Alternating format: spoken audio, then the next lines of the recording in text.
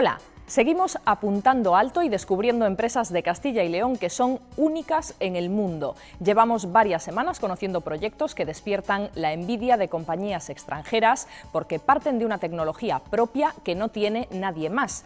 La de Vivia Biotech le permite avanzar a pasos gigantes en la investigación contra el cáncer. Cada día prueba el efecto de varios miles de medicamentos en muestras reales de pacientes enfermos. La idea era muy buena. Estamos involucrados en un proyecto de medicina personalizada. Solo en Europa, de 100.000 pacientes que este año van a estar recibiendo tratamientos contra una enfermedad tan grave como es un cáncer, que no van a ser eficaces. Y no solo no van a ser eficaces, piensa que son tratamientos muy tóxicos. Vamos a evitar que el paciente tome esa primera línea de tratamiento que sabemos que no va a funcionar. Hoy hablaremos mucho de investigación y desarrollo porque además de esta empresa de biotecnología visitaremos el centro de I+D de Telefónica. Utilizar el móvil como una herramienta de la vida cotidiana para utilizarle pues como herramienta de identificación, herramienta de información, herramienta de pagos. Para el entorno doméstico se ha empezado a investigar la aplicación de la fibra óptica de plástico, que es mucho más sencilla de instalar, cualquiera lo puede hacer. Como siempre, repasaremos la actualidad económica, abriremos nuestro diccionario y, como siempre, empezamos presentándoles una empresa. La empresa que sabe que alguna cura contra el cáncer ya está en la farmacia y se dedica a rastrearla entre los medicamentos existentes. La empresa que puede determinar qué tratamiento es mejor para cada paciente y que podrá ayudar a evitar sufrimientos innecesarios que ahora son inevitables. La empresa que está cambiando las reglas del juego con una idea.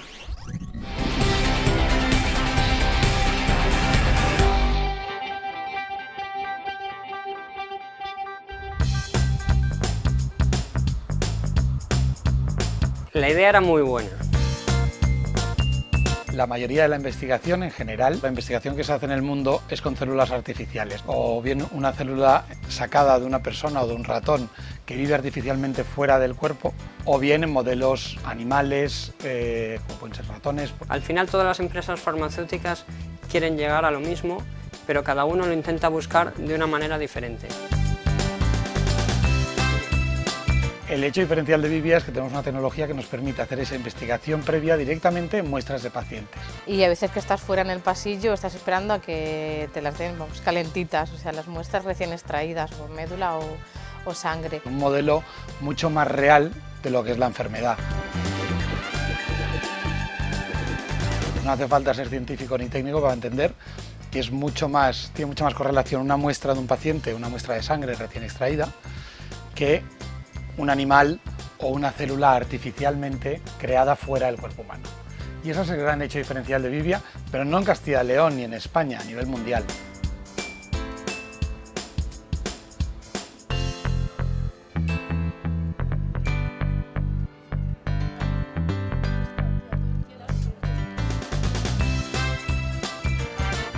Estamos ubicados dentro de la Universidad de Salamanca, nos ha cedido un laboratorio que está ubicado en la Facultad de Medicina. Es una empresa que tiene que estar cerca de los científicos, cerca de la investigación, cerca de los hospitales, en nuestro caso además, y porque realmente todos buscamos el mismo objetivo, que es tratar mejor, curar mejor. Y eso se hace en colaboración.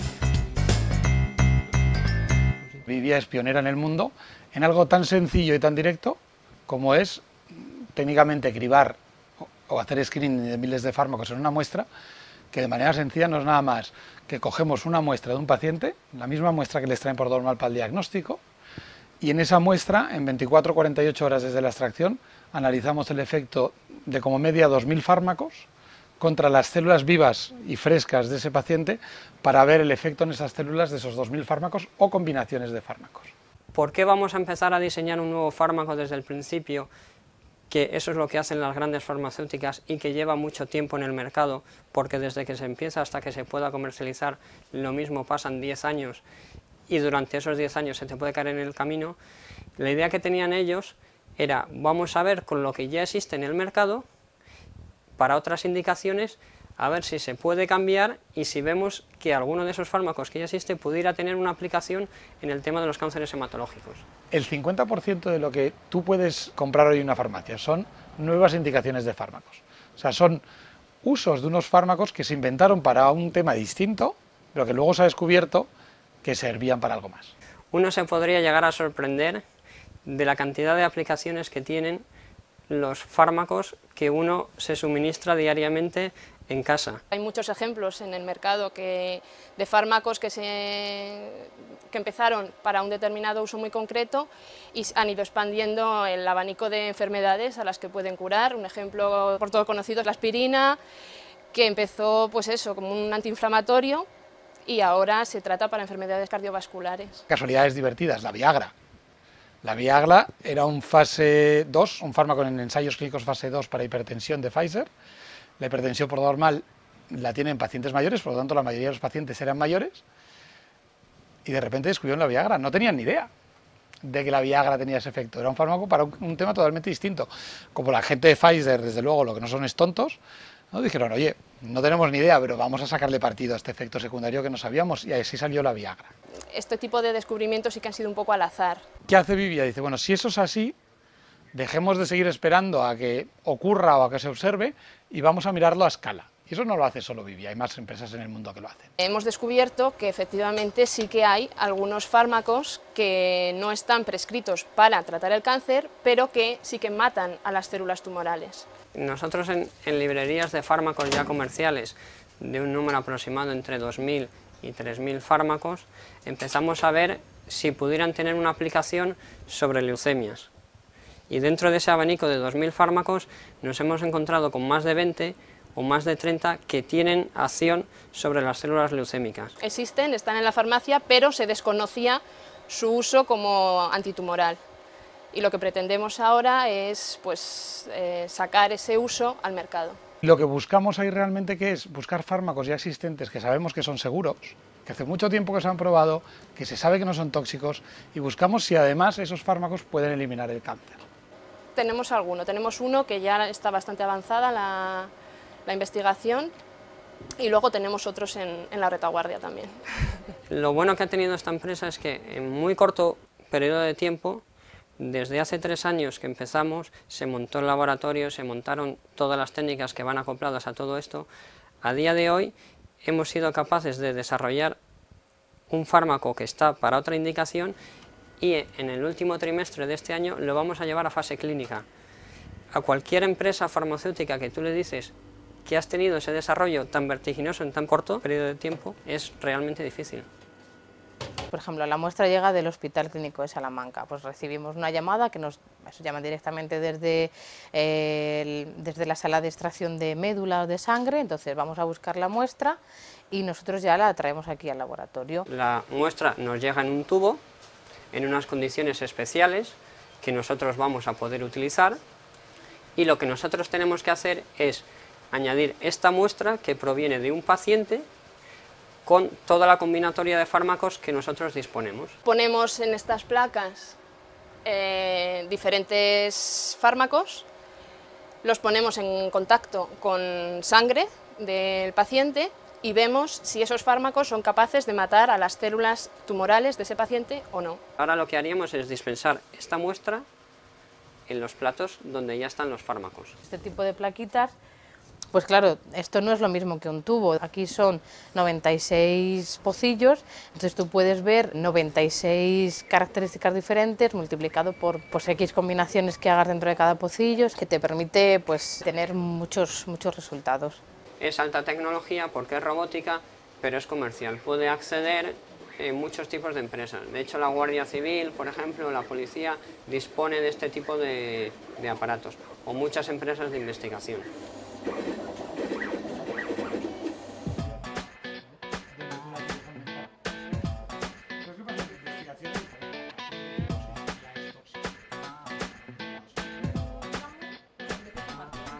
I'm from Wyoming in the United States, but most recently Yo soy de Wyoming, en Estados Unidos, pero estuve trabajando en San Diego con Joan Ballesteros, en la empresa que fundó allí. Trabajamos juntos 6 años y cuando volvió a España a fundar Vivia aquí, me invitó a que le ayudara a ponerla en marcha. Me gustó tanto que llevo 3 años y medio ya. Insistimos mucho en Vivia, que hay muy pocas cosas en las que Europa, y no te diría España, tiene una ventaja competitiva versus Estados Unidos en investigación. Y una de ellas, y para nosotros yo diría casi la única, en biotecnología es el acceso a muestras de pacientes.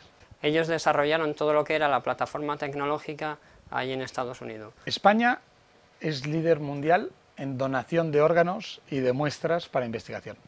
Tenemos un esquema modélico, y eso es una pena, ¿no? Son cosas de estas que no se saben de España. Esto tendría que estar en la portada del periódico. Tenemos un modelo modélico a nivel mundial de trasplante y transporte de órganos para trasplantes, que ha derivado a que España sea el líder mundial en lo que se denomina el opt-out system. ¿Qué quiere decir? En España es uno, no sé si el único, desde luego uno de los pocos países en el mundo, donde si tú te mueres y no has dicho nada al respecto, tus órganos son donables. Vieron la oportunidad porque en España era uno de los países pioneros en el tema de órgano y de dar muestras, porque ahí en Estados Unidos las limitaciones son mucho más grandes, y vieron la oportunidad de, ellos son españoles, de volver otra vez a España y buscar a gente, empezaron a buscar a gente que fuera muy experta en el tema de la citometría de flujo, aplicada a las neoplasias, a los cánceres hematológicos. Bueno, de hecho el equipo inicial americano, como es Teresa que está aquí con nosotros, pero también tenemos otros casos, se vino a España. 3 personas de Estados Unidos, también hay de Argentina, de Cuba, sí, somos internacionales ya. Uno de los números 1 de Estados Unidos de esta tecnología base, la citometría de flujo, que está en la Universidad de San Francisco, dejó San Francisco para venirse aquí con nosotros. Y no es porque sí, es porque realmente aquí y hoy por hoy en Vivia, si quieres hacer investigación de citometría de flujo en muestras de pacientes, es el mejor sitio donde puedes estar. Y luego no perdamos un punto de vista que es muy importante y no nos damos cuenta de España. Todo el mundo quiere venir a España. Que un holandés o un inglés o un alemán estará encantado de venirse a España. Si le pones un sueldo equiparable y una empresa con talento y un proyecto interesante, si tiene que escoger entre eso en Alemania y otro en España, ¿dónde se va? ¿Por qué vienen todos a retirarse a España? Es que es verdad. Por algo vienen, pues por lo mismo vienen a trabajar a España encantados de la vida, ¿no? Ella está seleccionando todos los pocillos para que este aparato vaya a coger cada uno de esos pocillos y los va a ir pasando al equipo, que es un citómetro de flujo, para que nos digan cuál ha sido el efecto de nuestros fármacos sobre nuestras células. La citometría de flujo se inventó precisamente para poder investigar en muestras de pacientes y tiene una virtud, que es que analiza las células una a una. Aquí es donde realmente vemos si el fármaco en cuestión es eficaz o no es eficaz, viendo el porcentaje de células que está matando para ese paciente. Nosotros analizamos en torno a 2 a 3 trillones de datos por día, en tiempo real. O sea, eso se genera en nuestra plataforma y al minuto de haberse generado, sale en nuestra pantalla, este protocolo funciona, este no funciona, este funciona, este no funciona, o estos fármacos de estos 2000, este es el mejor, este es el segundo mejor, y nos ordena los 2000 uno a uno. Podemos seleccionar esas células tumorales y luego ver dentro de esas células tumorales a cuántas está matando el fármaco y a cuáles no. Entonces es una información valiosísima.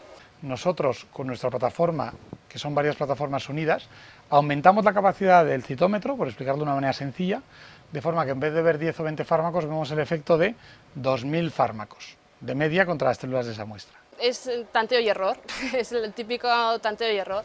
Esa capacidad de hacer 2000 pruebas en una muestra de paciente en 24 o 48 horas, la utilizamos con 2 fines. Por un lado, buscar nuevos tratamientos contra el cáncer, por otro lado, personalizar el tratamiento del cáncer a las características del paciente. Estamos involucrados en un proyecto de medicina personalizada. Con las muestras que recibimos del hospital es probar fármacos que se están utilizando en un protocolo general para el tratamiento de leucemias, linfomas y demás, pues nosotros ver si esos fármacos van a ser eficaces en el paciente, en la muestra de paciente que nosotros hemos recibido. Nosotros nunca decimos que vamos a cambiar de hoy a mañana el tratamiento del cáncer, eso no va a ser así. Hoy en día el cáncer se trata un poco en un proceso de prueba y error a costa del paciente, es decir, el paciente llega con una determinada enfermedad, un subtipo de cáncer, digamos la leucemia linfática crónica, una edad y unas enfermedades, o puede ser un paciente sano. En función de esas características y del tipo de enfermedad, se le va a dar un protocolo de tratamiento, una combinación de fármacos que estadísticamente y con validación científica los hematólogos han decidido que es el tratamiento estándar para un paciente en esas características.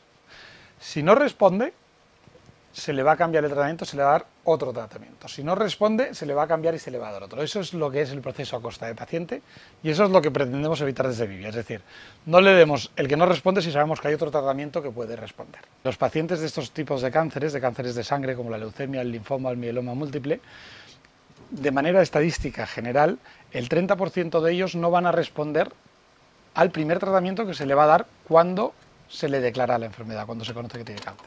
¿Vale? Si eso lo transferimos a realidad, estamos hablando de, siendo muy conservadores, solo en Europa, de 100.000 pacientes que este año van a estar recibiendo tratamientos contra una enfermedad tan grave como es un cáncer, que no van a ser eficaces. Y no solo no van a ser eficaces, piensa que son tratamientos muy tóxicos. ¿Vale? Por lo tanto, no solo no les sirven para luchar contra el cáncer, sino que dejan al paciente en un estado de debilidad mucho peor para luchar contra el cáncer después. El médico tiene que decidir cuál va a ser la mejor medicina para su paciente y hay muchos factores que influyen. A veces es muy duro decidir. Los médicos son fantásticos, trabajan con los pacientes, pero nosotros estamos deseando ofrecerles un test que les ayude un poco a elegir la medicina correcta en el primer tratamiento. De eso a decir que nosotros vamos a cambiar la manera de tratar el cáncer hay dos mundos. Nosotros simplemente le queremos ayudar al médico diciéndole, si nosotros tenemos las células de ese mismo paciente y vemos que no está respondiendo a lo que tú tienes como primera opción de tratamiento, probablemente a ti no te va a responder. Vamos a evitar que el paciente tome esa primera línea de tratamiento que sabemos que no va a funcionar. Ojo, yo no voy a coger y con mi plataforma voy a decirle al médico cómo va a tratar a su paciente, no. Nosotros vamos a dar información al médico respecto a los protocolos ya aprobados, que se sabe que son eficaces y que se sabe que tienen una toxicidad tolerable para esos pacientes, para ayudar al médico, no cambiar la manera en que trata, ayudarle a tomar unas decisiones mejores por algo que él si no, no podría saber. Sabemos que en meses podremos tener un test que podrá ayudar a gente con leucemia a elegir cuál es el mejor tratamiento para ellos. Y eso para la ciencia es fantástico. Estamos acostumbrados a trabajar en algo que a lo mejor en 10 años puede tener algún impacto. La investigación que estamos haciendo ahora es muy inmediata y tiene beneficios para la gente ya. Saber que con tu trabajo puedes estar ayudando en un futuro a personas que sufren una leucemia, un linfoma, en muchos casos son adultos, en otros casos tenemos que son niños, y saber que tú con tu trabajo puedes estar ayudando a todas esas personas y a los familiares que están en torno a esas personas, pues es muy gratificante.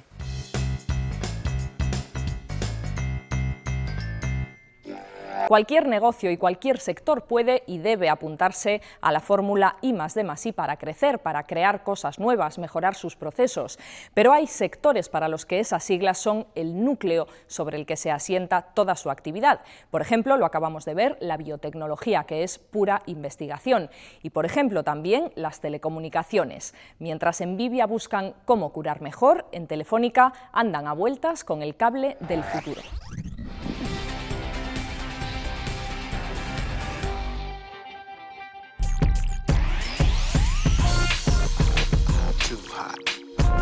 Investigación más desarrollo más innovación, o sus siglas I+D+I, una fórmula que todas las empresas deben aplicar en tiempo de crisis, pero que asociamos especialmente a las empresas de tecnología. También llevamos I+D+I en el bolsillo. Utilizar el móvil como una herramienta de la vida cotidiana, como herramienta de identificación, herramienta de información, herramienta de pagos, de acceso al transporte, incluso pues de realidad aumentada. Lograr que los terminales móviles nos saquen cada día más las castañas del fuego. Esa idea ronda en la cabeza de esta plantilla de más de 200 personas del Centro de I+D de Telefónica. Un nuevo tiempo que se abre sobre todo después del anuncio de la creación del nuevo Centro de Innovación en Movilidad de Castilla y León. Y como en todas partes, la ayuda no les vendrá mal. No solo esperamos que sea Telefónica I+D o Telefónica Soluciones los que trabajen en ese centro, sino pues otras empresas relacionadas con el sector, de las cuales ya han confirmado empresas del calibre como Microsoft o Ericsson. Aunque sean parte inseparable de nosotros, no solo de móviles vive el hombre. En este centro de Boecillo está a punto de ver la luz lo que para Telefónica está llamado a ser el cable del futuro. Para el entorno doméstico se ha empezado a investigar la aplicación de la fibra óptica de plástico, que es mucho más sencilla de instalar, cualquiera lo puede hacer, incluso puedes comprar un kit e instalártelo tú mismo en casa. La forma de conectorizar esto es simplemente cortar la fibra, enchufarlo en el dispositivo y ya está. Ayudará a aliviar esta imagen, que seguro les suena de algo, amasijos de cables sin origen ni final, que si el router, la televisión, el TDT... Además, la fibra óptica de plástico cuesta la mitad que la de vidrio y es el doble de rápida. En menos de 2 años, los cableados convencionales podrían dar paso a estos. Hemos llegado a hacer pruebas de hasta 1 gigabit por segundo, con lo cual esto cubre pues, prácticamente todos los servicios que se están utilizando hoy en día. Podrías tener varios canales de alta definición simultáneamente, videoconferencia de alta definición, televisión en 3D... La réplica de una casa domótica que tienen instalada en el sótano del centro les sirve de laboratorio. Aquí, en lugar de probetas, hay cojines y es también donde se ha ensayado con éxito la fibra óptica de plástico, conectando varios aparatos entre sí. Tanto el disco duro como el reproductor están conectados a través de la fibra de plástico al router, entonces estamos usando 2 cabos de fibra de óptica de plástico. Entonces aquí lo que podríamos ver es un vídeo de alta definición servido por ese disco duro en el televisor del hogar. Lo mismo podría ser para contenidos de música o lo que sea. En este caso, por ejemplo, ahí está el marco digital que también está conectado al router y puedes ver las fotos. Avances que tienen pie y medio en nuestro día a día y que nos ayudarán a saber de qué cable hay que tirar. Y como siempre en esto de las tecnologías, nunca tendremos la certeza de saber si esto es una nueva revolución. Término exclusivo para grandes cantidades de dinero, para afrontar grandes inversiones, grandes obras o para paliar grandes deudas. Existe una herramienta que seguro habrán leído alguna vez en las noticias de economía. Hoy, en nuestro diccionario, les explicamos qué es un préstamo sindicado.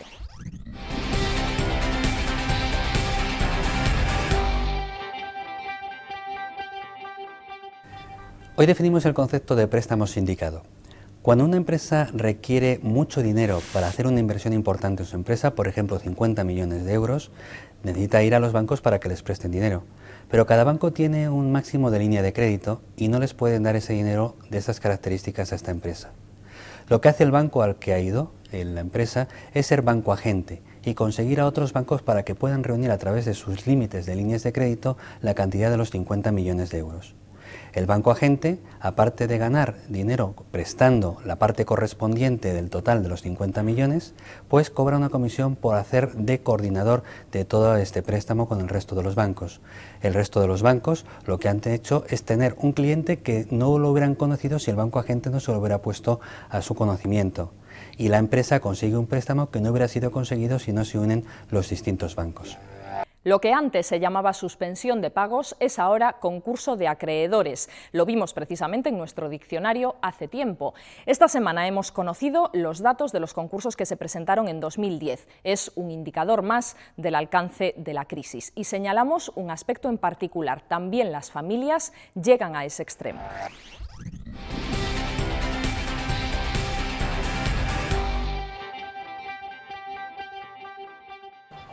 Cuando las deudas ahogan, caben 2 opciones. En el peor de los casos, echar el cierre de la empresa y cuando todavía hay esperanza, acogerse al concurso de acreedores. Para lo que sirve es para obligar a renegociar a los acreedores todas las deudas. Es decir, un banco, yo tengo 3 pólizas de crédito o unas hipotecas de una empresa. El banco no quiere renegociar, pues lo tengo con 4 empresas. Pues mediante el concurso les obligo a renegociar. Y además paralizo las deudas. La antigua suspensión de pagos no tiene por qué ser la antesala de la quiebra. De hecho, el espíritu de la ley concursal es precisamente evitar la desaparición del negocio. El problema es de aquellas empresas que han entrado en concurso, no han tenido más remedio que no poder continuar con su actividad y han tenido que liquidar y por lo tanto han dejado de ver dinero a acreedores, a deudores, a trabajadores y al final han tenido que pagar el fondo de garantía salarial. En 2009, en pleno estallido de la crisis, los concursos de acreedores se dispararon en Castilla y León. Hubo un 110% más que en 2008. El pasado año la tendencia alcista se controló, aunque la explicación es muy simple. ¿Por qué no hay más empresas en concurso? Porque ya están todas, no hay más empresas que pueden estar en concurso. Por eso creo que no hay más empresas en concurso. Por lo tanto, no entiendo que no estamos recuperados, ni muchísimo menos se queda un año muy duro. Pero no solo son las empresas, cada vez más particulares acuden a esta vía para organizar sus deudas. En 2010 lo hicieron 63 familias. Es un procedimiento complicado, pero es un procedimiento que tiene un objetivo y una finalidad, y es proteger al deudor y proteger a los acreedores. De alguna manera lo que se trata es, en lugar de multiplicar las reclamaciones de los acreedores frente a un deudor, es reunirles a todos y ver si podemos llegar a una solución financiera a una situación concreta, que es la de endeudamiento de una persona que no puede atender o no puede pagar, pero que tiene un patrimonio. Entonces, esa es la finalidad y ese es el objeto. Es sencillo, en cuanto a la dinámica, hay que reunir a todos los acreedores y preguntarles si quieren cobrar en las condiciones nuevas que plantea el deudor, o si se conforman o no con el patrimonio que tiene para pagar todas las deudas en proporción a la deuda que cada uno tiene. Hay más noticias sobre economía y empresas en la actualidad de la semana. Se las contamos ahora de forma resumida. Semana de anuncios para Banca Cívica. El grupo al que pertenece Caja de Burgos presentó en Madrid Marca y Estrategia. En 2015 espera llegar a los 6 millones de clientes, pero antes tendrá que cumplir con los requisitos de capital marcados por el Gobierno. Para conseguirlo, la entidad saldrá a bolsa y colocará entre un 25 y un 40% de sus acciones. Este convoy, con 18 vagones y 550 metros de longitud, trasladará cada 7 días 214 vehículos de las plantas de Renault en Valladolid y Palencia hasta Nantes, en Francia. Alianza de Renfe con el Grupo del Rombo y apuesta por el transporte intermodal. Si se cumplen las previsiones, este tráfico ferroviario evitará la emisión de 1.200 toneladas de CO2 al año. Castilla y León fue la segunda comunidad española que más convergió con Europa entre los años 2000 y 2009. Según datos de la Fundación de las Cajas de Ahorro, nuestra comunidad subió hasta el 105%, 17 puntos más en este periodo de 9 años, solo superada por el crecimiento del País Vasco. El Grupo Siro sigue creciendo. Nutrexpa le venderá su fábrica de galletas de Jaén, con el compromiso de preservar la totalidad de la plantilla. La venta permitirá al grupo, con sede en la localidad palentina de Venta de Baños, ampliar su negocio en la zona sur de España.